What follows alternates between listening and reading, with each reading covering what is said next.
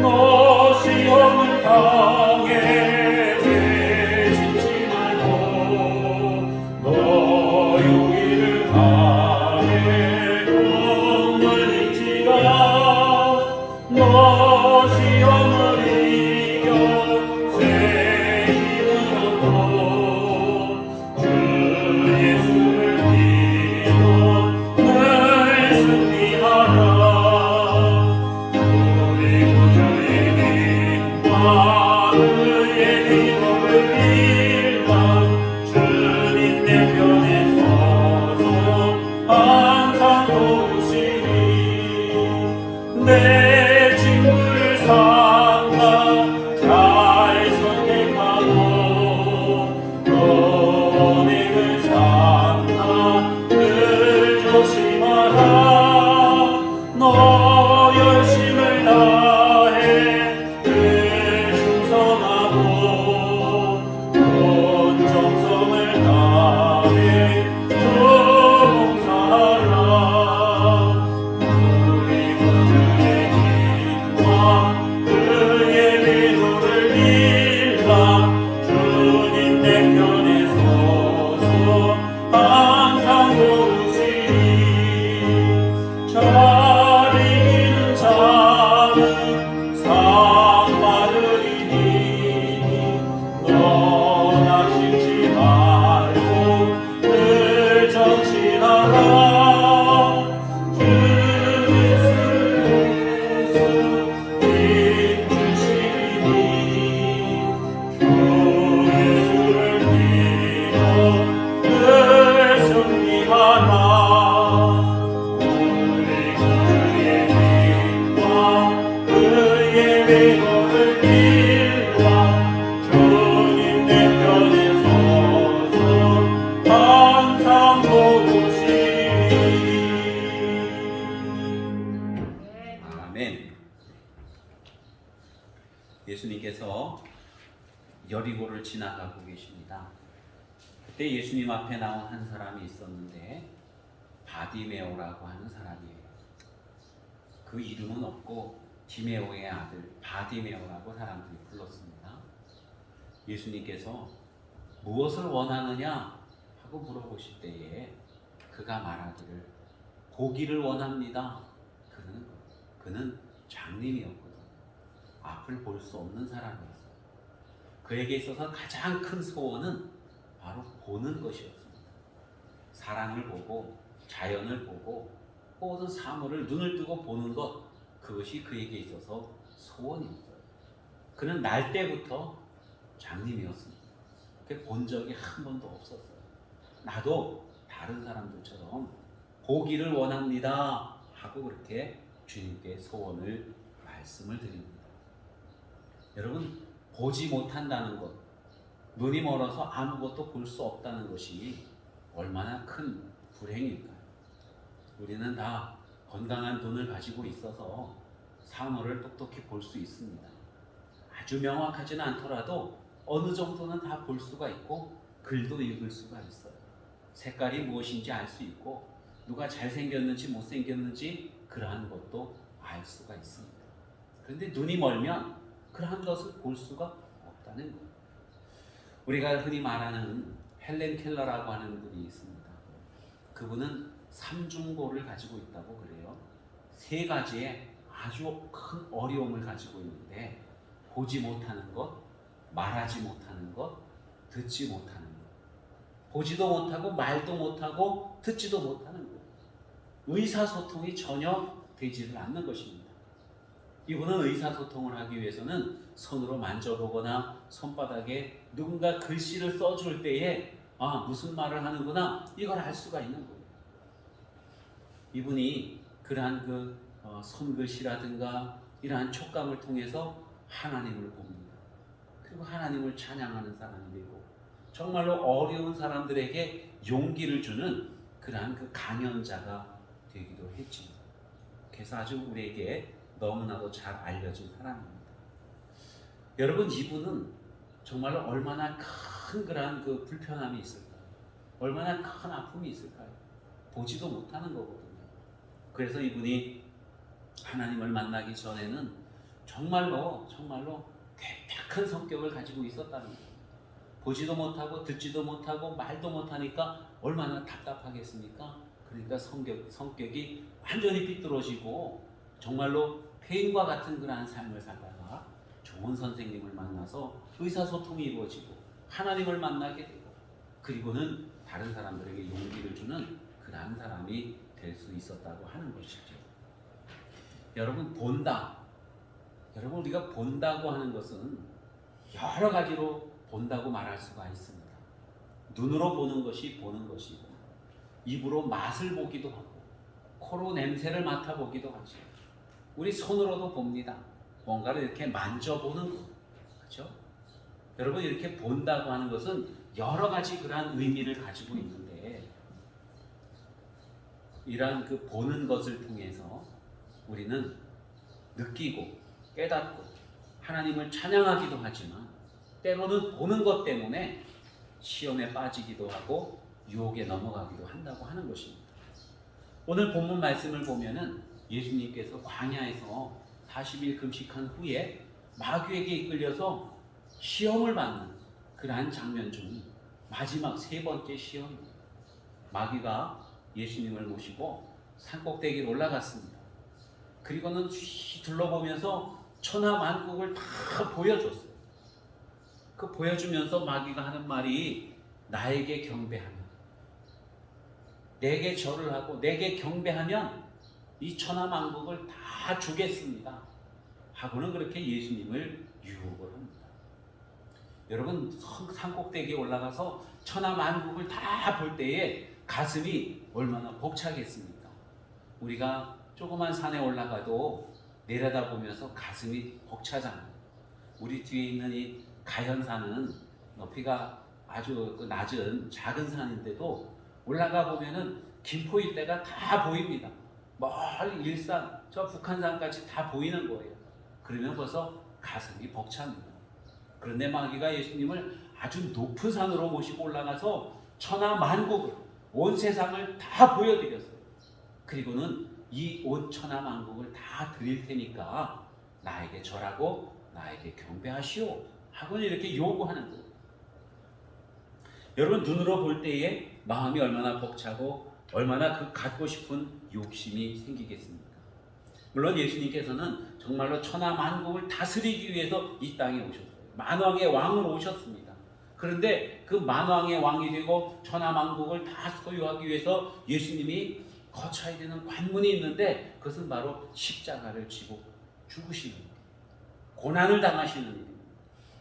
여러분 예수님께서 그 고난을 당하셔야 만왕의 왕이 되시는데 마귀가 지금 유혹하기를 그런 고난 없이 십자가를 지는 그 어려움 없이 비웃음과 조롱, 멸시, 천대 이런 것 없이 그냥 마귀에게 절 한 번만 딱 하면 주겠다고 그렇게 유혹을 하는 거예요.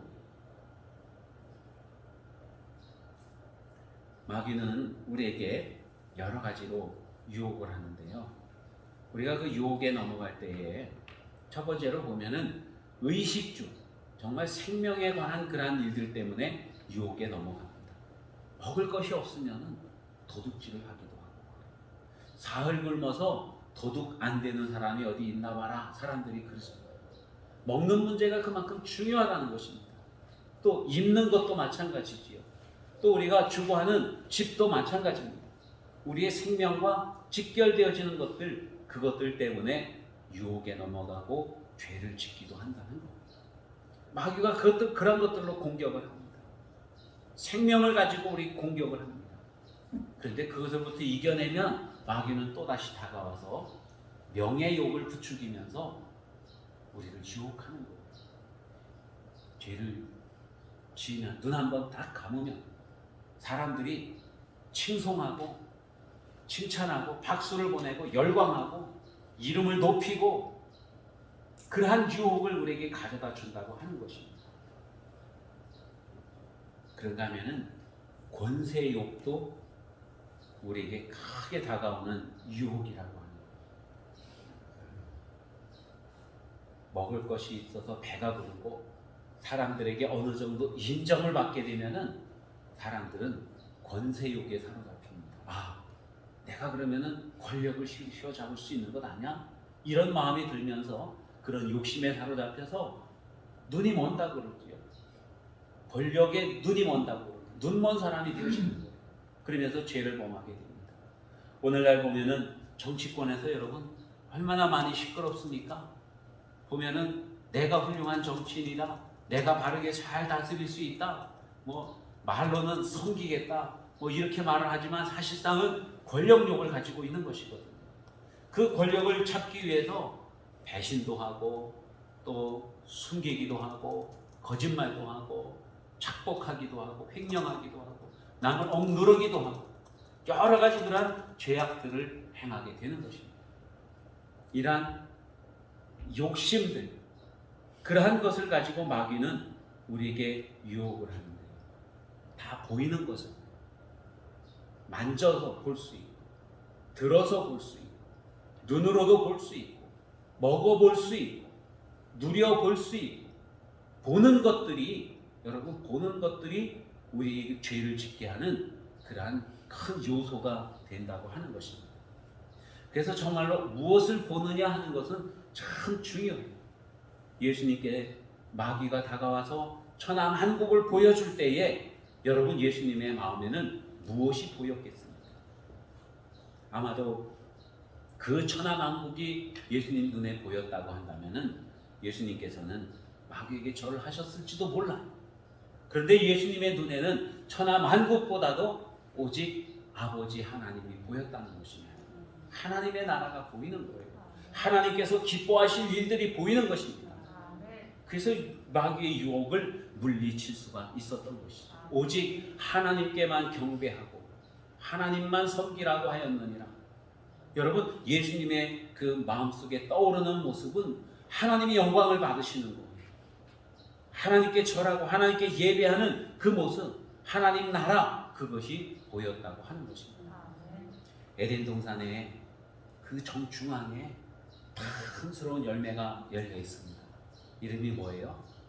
선악과 선악을 알게 하는 나무에 열매가 거기 달려 있는 거예요. 아담과 하와가 그걸 볼 때마다 군침을 삼키는 거예요.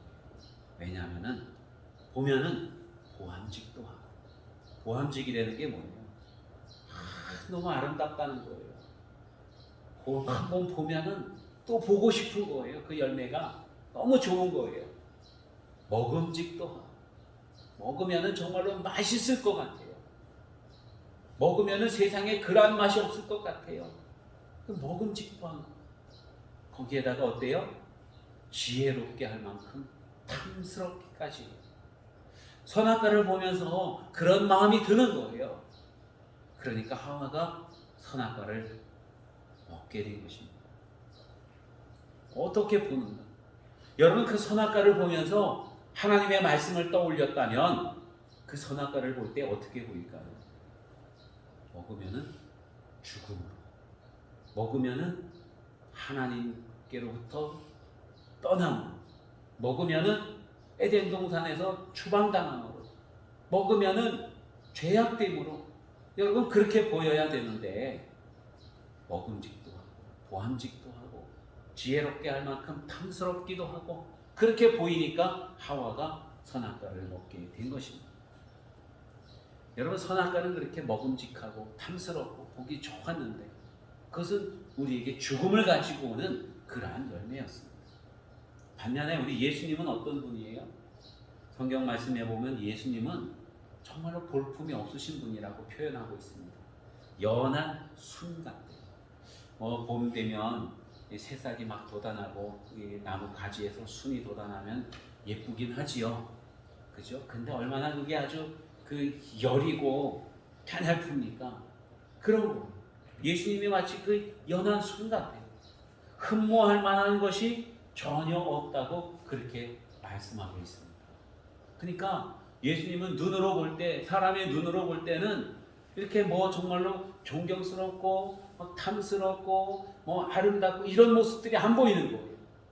여러분 십자가 달리신 예수님을 생각해 보시기 바랍니다.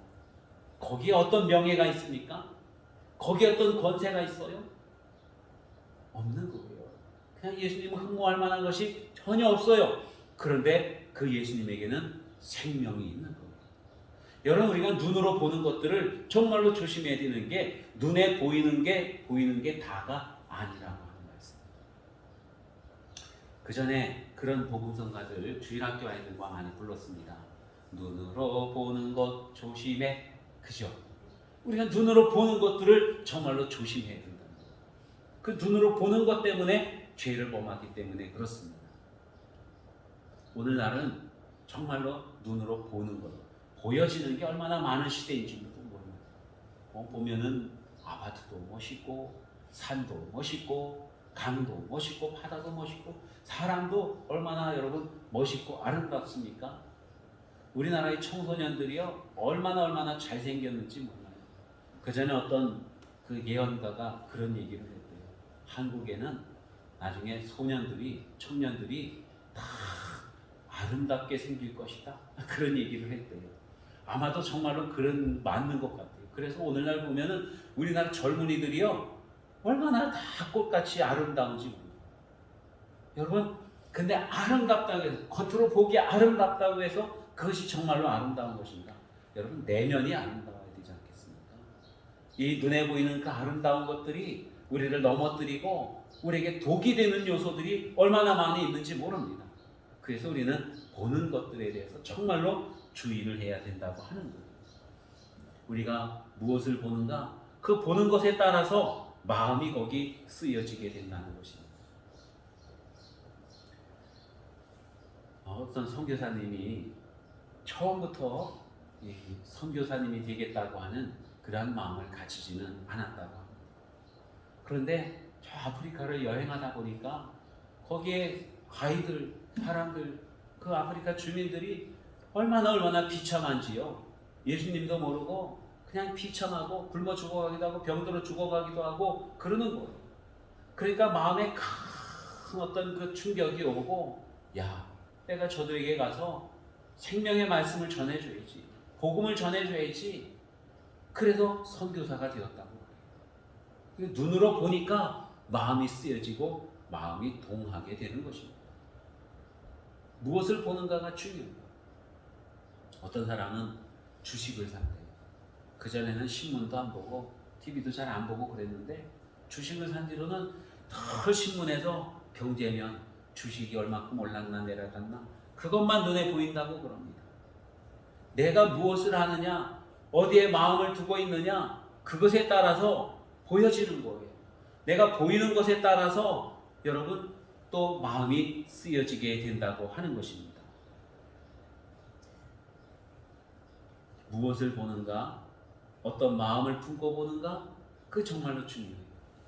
우리 하나님께서 우리에게 맡겨주신 이 세상을 어떠한 눈으로 보는가 정말로 중요합니다. 또 내가 무엇을 보면서 어떤 마음을 품는가, 이게 정말로 중요해요. 그래서 눈과 마음은 연결되어져 있는 거죠. 눈은 마음의 창이라고 그랬습니다. 이 사람이 어떤 마음을 가지고 있는지 눈을 보면 다 나타난다 그러지요. 그런가 하면은 내 눈을 통해서 무엇을 보는가에 따라서 내 마음의 감동도 달라진다고 하는 거예요. 맹자의 어머니가 아들을 데리고 공동묘지 근처에서 살았습니다. 이 어린 맹자가 맨날 하고 노는 모습을 보니까 장례식 하는 놀이를 하는 거예요. 아이고 아이고 그러면서 이제 가면 언제 오나 꼬맹이가 그러고 놀고 있는 것입니다. 그러니까 이 어머니가 생각할 때 아이고 우리 애가 이곳에 사니까 저런 놀이만 하고 저런 것만 배우네. 안 되겠다. 이사 가야지. 이사를 갔어요. 시장으로 이사를 갔습니다. 시장 근처. 그랬더니만 이 어린 맹자가 맨날 파는 게 물건 파는 그 장사하는 놀이만 하는 거예요. 왔어요 이러면서 장사하는 그런 놀이만 하는 것입니다.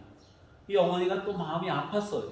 아이고 저러다가 우리 아이가 그냥 장사치 장돌뱅이 되겠구나. 안 되겠다. 다시 또 이사 가야지. 이사 간 곳이 이번에는 서당 옆으로 이사를 갔다고 합니다. 그랬더니만은 이 어린 맹자가 공자왈 맹자왈 그러면서 공부를 하는 거예요. 그래서 유명한 사상가가 되고 유명한 스승이 되었다고 하는 이야기가 있습니다.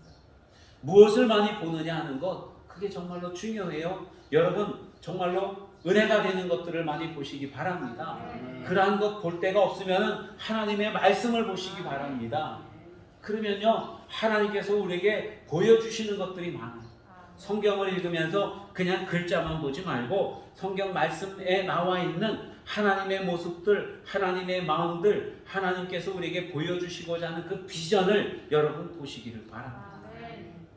아브라함의 일대기를 읽으면요 아브라함이 정말 저 갈대 우르에서 쭉 떠나와서 가나안까지 오는 여정, 가나안 땅에서 하나님께서 그와 함께 하시고 그러한 모습들을 여러분 한번 떠올려 보시기 바랍니다. 하나님의 음성이 들려오는 거예요.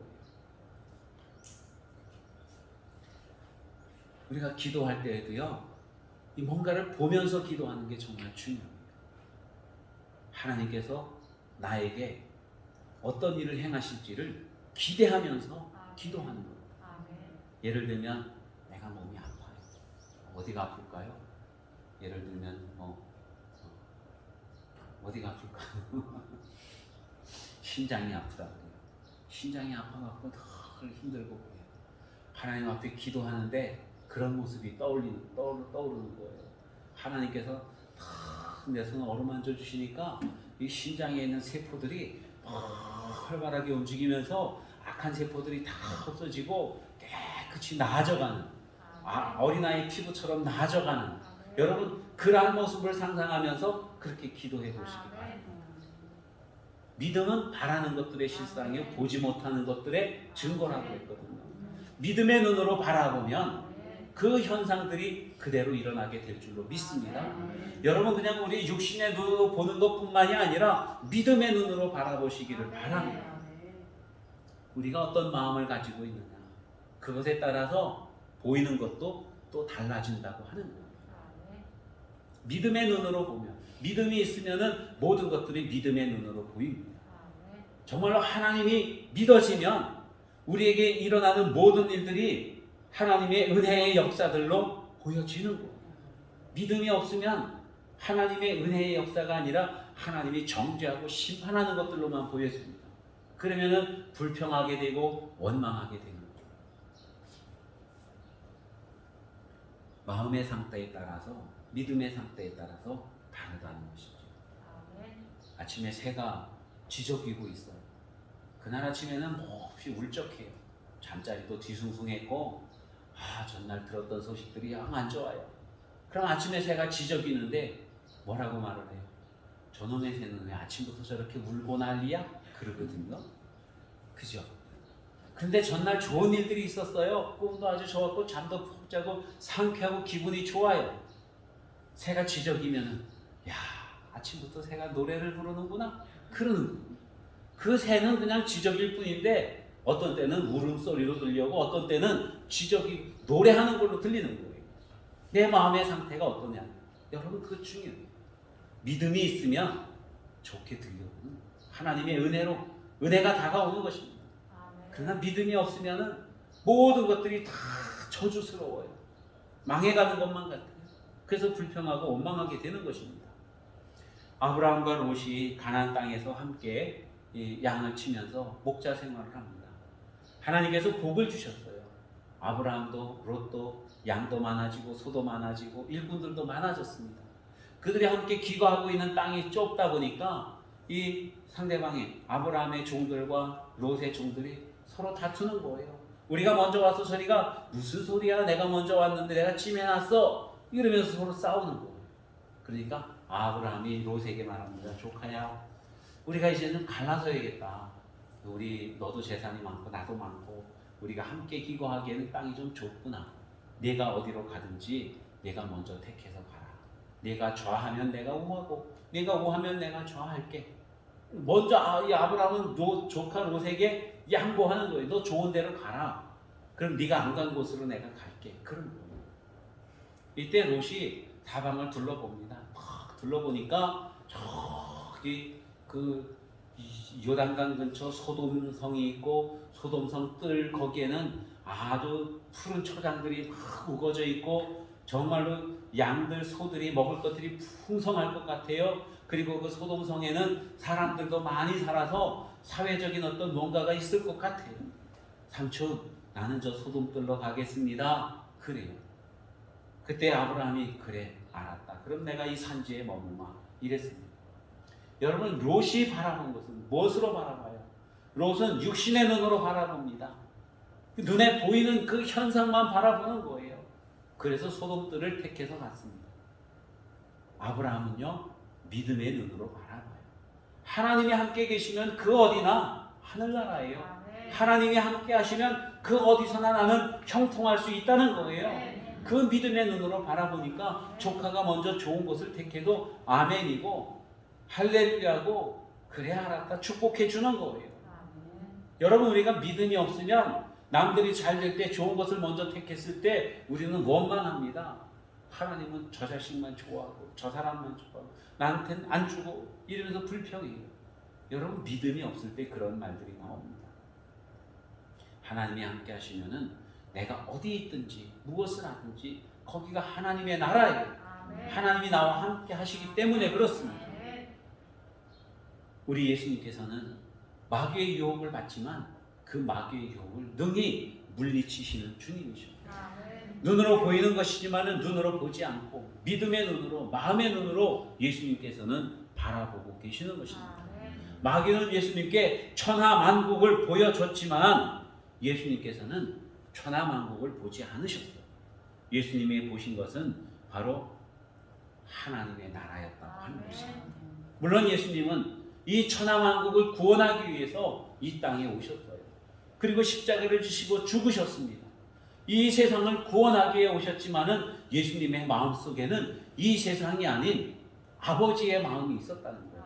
아버지의 집, 아버지의 나라가 있었다고 하는 것입니다. 아버지의 마음.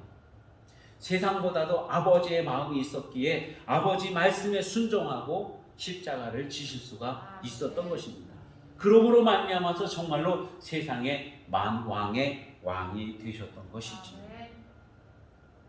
여러분 예수님의 마음은 하나님께로 기울어져 있습니다. 여러분의 마음도 하나님께로 기울어져 있기를 축원합니다. 조금만 기울어져도 다 그리로 가는 거예요. 예루살렘에 가면은 실로암이 있습니다. 실로암은 연못이에요. 지금 가보면 실로암이 그 아래 예루살렘 성벽 저 밑에 성벽 바로 근처에 있습니다. 그 실로암에는 물이 있는데 그 물이 어디로부터 오냐면은 저 위쪽에 있는 기혼이라고 하는 샘으로부터 흘러내려옵니다. 그 기혼샘은 성 밖에 있어요. 성 밖에 있는 샘을 성 안으로 끌어들이는 건데 그 거리가 530m 정도가 됩니다. 530m를 물이 흘러내려오는데요. 그 기혼샘하고 실로암하고의 높이는 2m 차이입니다. 2m 차이. 기혼샘은 636m에 위치해 있고 실로암은 634m에 위치해 있는 거예요. 그러니까 500m 저쪽에 있는데 거기가 2m밖에 높지를 않아요. 그런데 어쨌든 그곳이 여기보다 2m가 높아서 기울어져 있다는 거예요. 기울어져 있으니까 거기에는 물이 언제나 항상 실로암으로 흘러내려오고 있습니다.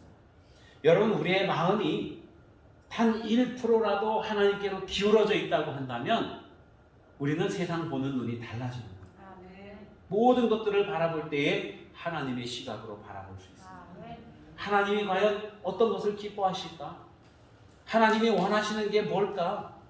그것을 먼저 바라보고 생각하고 선택하게 된다고 하는 것이죠. 우리가 주님 앞에 나와서 예배를 드립니다. 이 예배는요 다른 게 아니에요. 우리의 마음을 하나님께로 기울이는 것입니다. 그게 예배예요. 마귀가 예수님에게 나에게 경배하시오 이렇게 말하는 것은요 나에게 마음을 기울이라는 거예요. 하나님 나라보다 세상 구원하는 것보다 나에게 마음을 기울이면 이 모든 세상을 줄게요 그러는 거거든요. 그런데 예수님의 마음은 온전하게 아버지 하나님께로 기울어져 있습니다. 그래서 오직 아버지 하나님께만 경배하는 거예요. 그 주님의 마음이 마귀의 모든 유혹을 물리칠 수가 있었던 것입니다. 여러분의 마음은 어디로 기울어져 있습니까?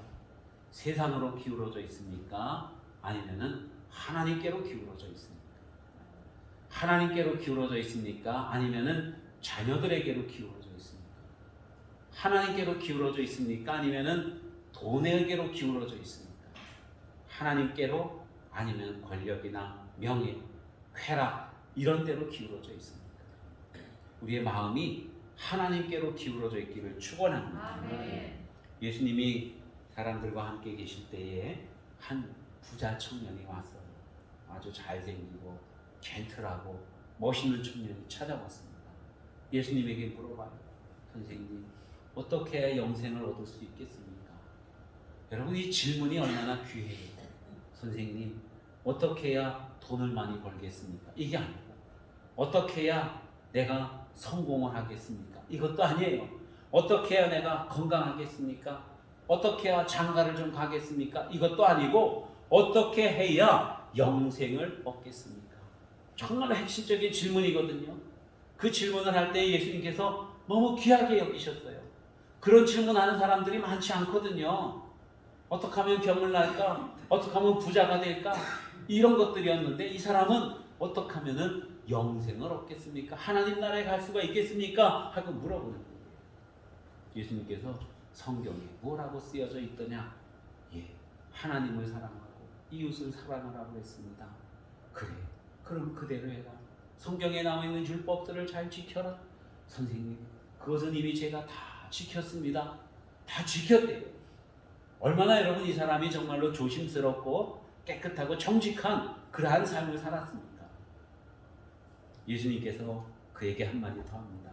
그렇다면은 이제는 네 재물을 팔아서 가난한 사람들에게 나눠주고 나를 따라오너라. 이렇게 말씀하셔요. 그러니까 이 청년이 어떻게 했다 그래요? 근심하면서 주님을 떠나갔대요. 근심하면서. 왜 근심했을까요? 그러니까 하나님 나라의 영생에 관심이 많이 있었어요. 그런데 그것보다도 돈에, 세상적인 것들에 관심이 더 많았어요. 마음이 어디로 기울어져 있느냐? 하나님 나라, 하나님께로 기울어진 게 아니라 세상으로, 돈으로, 명예와 물질로, 자기 의로, 그러한 대로 마음이 더 많이 기울어져 있다는 거예요.